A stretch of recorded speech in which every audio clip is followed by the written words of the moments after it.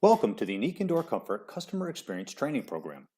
During this video, you will learn what factors or circumstances truly motivate people to change.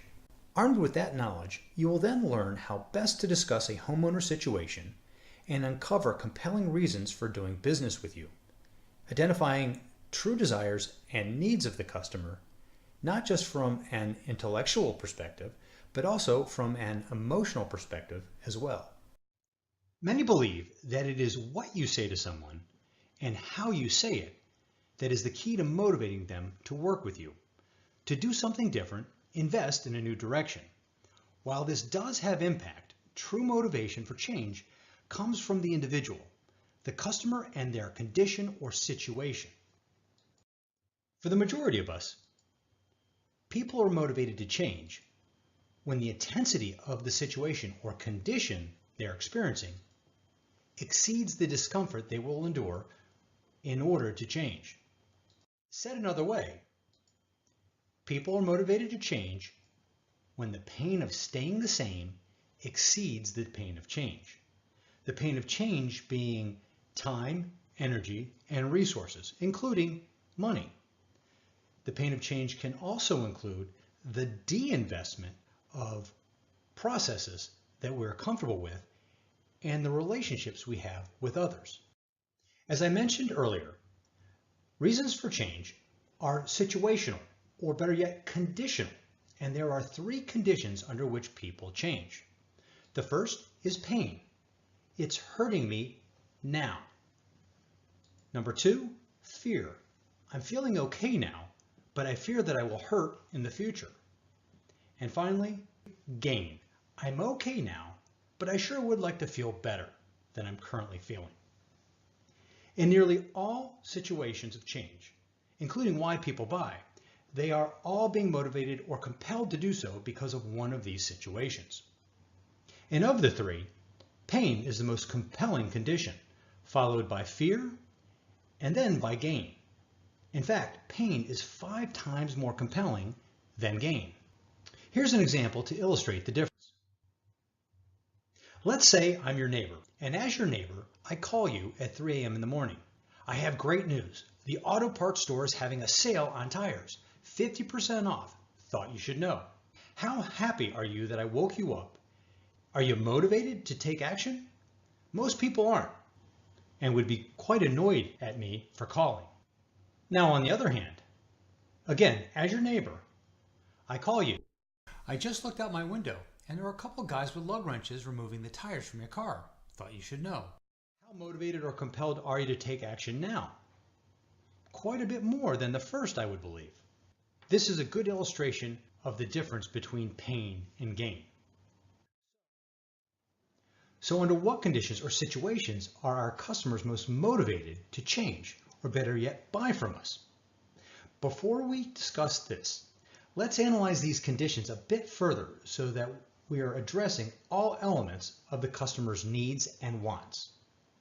Nearly every condition someone experiences is made up of 3 parts or elements. The first are the symptoms of the problem that lies at the core of the situation. A symptom that you might encounter could be a significant difference in temperature from the first floor to the second floor. Many customers will insist that this is the problem. This, however, is a symptom or a surface problem, how the problem presents itself. The second element is the real problem or real reason for the symptoms. In this case, it could be one of multiple reasons. Improper ducting or undersized equipment are a couple of the potential reasons ultimately that we will diagnose and fix. And finally, there is the impact, the effect of the problem on the individual or the family. How the temperature difference is affecting the family in the house. Difficult sleeping conditions, not sleeping enough, not performing at work as they should due to the lack of sleep. These are all examples of possible impact. Now let's discuss a highly effective approach to helping a customer discover each element of their situation. A series of questions designed to have the customer paint a full picture of the situation as they see it. We call these questions pain-gain questions, or better yet, the pain-gain funnel. These questions are designed to first clarify the symptoms of the situation, followed by the real reason as the customer understands it, followed by the impact of the problem. It is highly recommended that the questions be asked in the sequence presented. Mr. Anderson, tell me a little bit more about that. Can you be a bit more specific? Give me an example. How long has this been a problem? Have you tried anything to fix it? Did it work? Now, for those situations where it is highly possible the customer may be experiencing an economic loss due to the problem, I highly recommend asking, how much do you think this is costing you? The final question is designed to get to the emotional impact of the problem. How do you feel about that? This can be asked in a number of different ways. How is this affecting you? How is this affecting the family? Are two examples of asking that question in a slightly different way. In addition to uncovering the elements of the customer situation, the pain-gain funnel serves another significant purpose or function. People buy emotionally and rationalize their emotional decision intellectually. Human beings operate from one or more ego states in any one given moment. These are states imprinted upon us during the early years of our development: the parent, the adult, and the child. In the parent ego state, the customer is either acting critical or nurturing.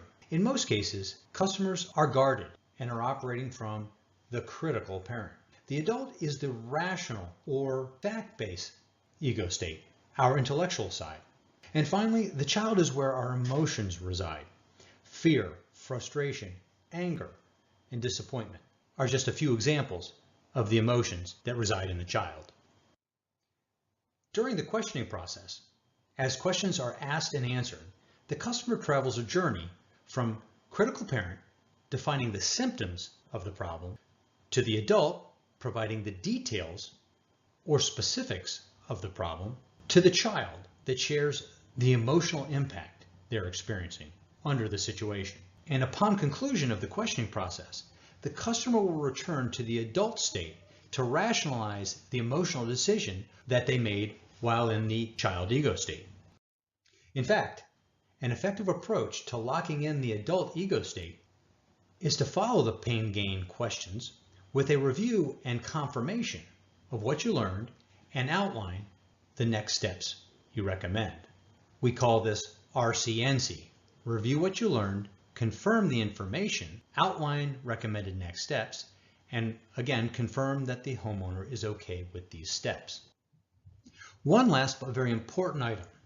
Sometimes the customer doesn't even realize they have a problem until you shed light on it.